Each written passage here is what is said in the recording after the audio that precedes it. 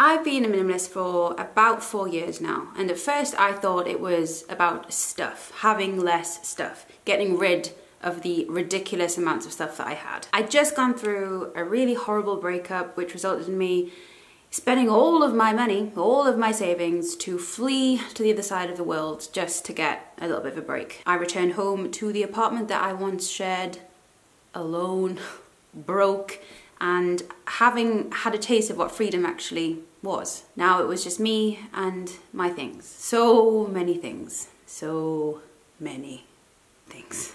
So I proceeded to get rid of most of the things that I owned in an attempt to kind of get that feeling of freedom back that I had when I was traveling. I'd been away for a few months, and when I got home to my things, I was not happy to see them. Having all that time away from my stuff made me realize that 1, I did not really need them. 2, they felt like anchors.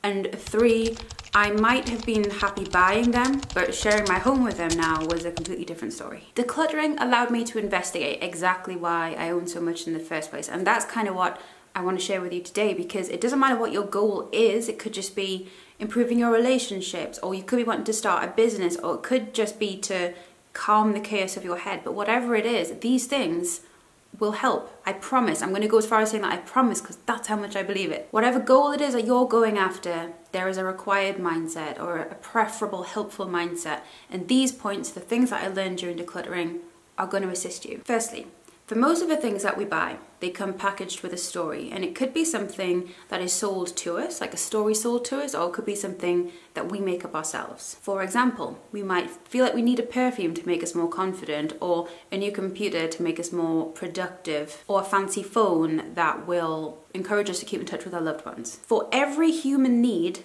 there is a marketing team using that to sell us things. The sooner we realize that there are no quick fixes in life, the earlier we can actually start targeting our energy towards things that are actually going to make a difference. Number 2, I spent years, so many years, most of my life, in fact, trying to display who I was through the things I owned, through the clothes I wore, through how I decorated, through the DVDs I owned. But as a human who grows and changes all the time, you kind of got to keep updated with the things that you own. You have to keep on displaying the new updated you. And so the amount of money and energy that I invested into displaying who I was in some form got very much out of hand. It's been a very, very long process, but I have learned that if anybody wants to judge me on the things I own or the way that I dress, that is very much their problem. And it's quite a relief to know that that's not my problem anymore. I can't control how I'm perceived at the best of times. It is so much more rewarding to tie your identity to how you spend your time rather than how you spend your money. Number 3, trying, as in moving forward in an area where there is the possibility of failure, is really scary. It's terrifying. I used to avoid that fear by saying to myself that I will do the thing I'm scared of when I'm better equipped, when I have better gear to do it. I felt like I needed to own a new camera or some new software or a new dress before I felt like I could try the thing that I wanted to try at. But really, of course, I was just making blocks for myself because I was scared. Instead of thinking, how can I achieve this with the resources I have, I would think, how can I get the resources that I feel like I need in order to do the thing? So my future was always perched on a purchase. It was never that I felt capable myself. I could have been putting in the time, but I was putting in, research. Which thing should I buy? Are there any going secondhand? And quite often I would end up buying something thinking, this will change my life. And it didn't. And once I'd realized that kind of, I can't put my faith in stuff to get the job done. It's me who has to get the job done.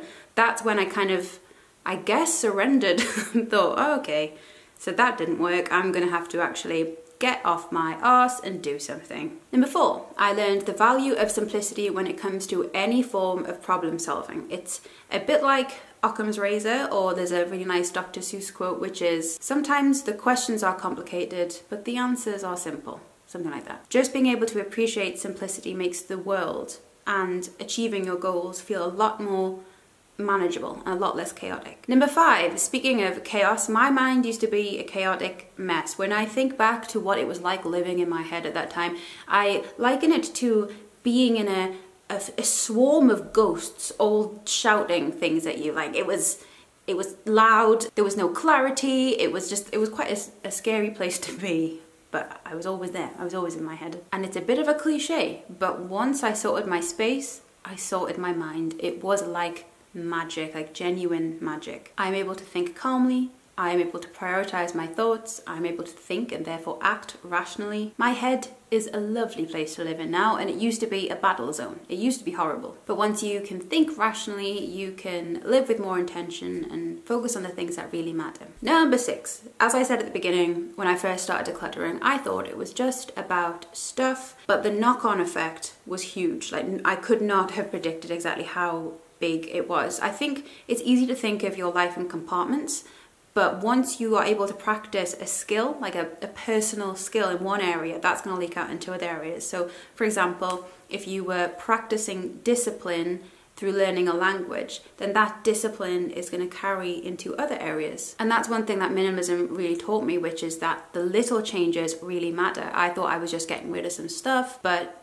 the knock-on effect it had was so dramatic. And I think when it comes to achieving a goal, it's easy to put your faith into the overhaul. You know, if you want to improve your life, you need to have like a makeover and, you know, like sort of Queer Eye style, you know, it's all got to dramatically change everything in a very short amount of time. But the tiny little changes, like Kaizen, the little things, they add up. They have knock-on effects. They can have a dramatic shift of your whole perspective of your life. And I think this is particularly important if you are someone who, despite working, you know, a few hours during the day, can get to the evening and still be hard on yourself. You have to appreciate those little changes and that the knock-on effect that they can have. Just because you haven't, you know, changed your life completely in 24 hours, that doesn't make it a day badly spent. Number 7, minimalism is not about deprivation, but it can be very helpful understanding that you, without your stuff, are still complete. You still have value. The less you need, the more whole you are, and consequently the stronger you are. And the stronger you feel, the more capable you feel at going after the thing that you want to go after. Number 8, because I was spending so much less time focused on cleaning and tidying and maintaining and fixing and looking for stuff. I was always looking for stuff. I had so much more time to target towards the things that I actually wanted to do, the things that would actually benefit and improve exponentially with the time that I wanted to invest in it. I know that if you're at the point where you're considering doing the big first declutter, it can feel overwhelming and like it might not be worth it just yet because it feels like you're gonna have to invest a lot of time. But over the course of your life, because of this idea of the knock-on effect, it will vastly improve things. It will give you so much more time. Time that you can be putting towards things that you really want to change, things that you really want to go after. Number 9, minimalism taught me to be intentional with how I spend my time. So I quite often ask myself, why am I doing this? Why have I made this decision throughout the day when I've decided to do something? Whatever it is that you are trying to achieve, intentionality is so important. Are your choices bringing you closer to the thing that you want to achieve, or are they taking you away from it? The question that I find a little scary but very useful is if you had maybe 3 years of the day that you just spent, so say it's an evening, you look back on the day that you've just lived, if you had 3 years worth of that day, would you be any further forward in the things that are important to you or not? And if the answer is not, then what can you start to do to change things? And if you look back on your day and you think, yeah, actually in 3 years' time I could have something of a success on my hands here, then that's great. I make this point because I think it's so easy to invest our time into distractions. And I'm not saying distractions are necessarily a bad thing. You know, if I've had a hard day, then there's nothing I want more than to get lost in a film, but I don't want to hide in the film long term. I think if you invest too much time into things that kind of feel like crutches, then that is hiding from the world through distractions rather than investing your time in things that are going to pay off. And by that I mean things like relationships, experiences, learning. I don't necessarily mean like, I'm not talking about hustling necessarily. Number 10, I ended up with so much stuff because I had not learned how to delay my gratification. I didn't even know it was something that I was doing. We live in a world now where everything is immediate and it's so easy to get kind of chemical kicks just by scrolling through your phone or buying something online. Everything's so immediate, everything's right there. But when it comes towards working towards a goal or anything that it is that you are trying to improve, it's really important to appreciate the fact that you might not see the fruits of your labor for quite a long time. That's not reason to give up, and it's not necessarily meaning that you're doing something wrong, but things take time. Worthwhile things take time. Minimalism taught me this because I realized that by not buying stuff now, I've got money in the future that I can invest into something a bit more worthwhile, something like, you know, trips or education or things that are gonna help me achieve my goals. And the same is true of time as well. You can easily just, you know, scroll through your phone, but if you can target that time towards something that's going to pay off in the long run, if you can have the patience to see something through, then you'll get a reward. You will get the fruits of your labor at some point. Even if all that is that you have learned the skill of delaying your gratification, that is something that is going to leak out into other areas and improve your life. It doesn't necessarily mean monetary success or status success or anything like that. So that was 10 ways that minimalism can help you achieve your goals, whatever goal that might be.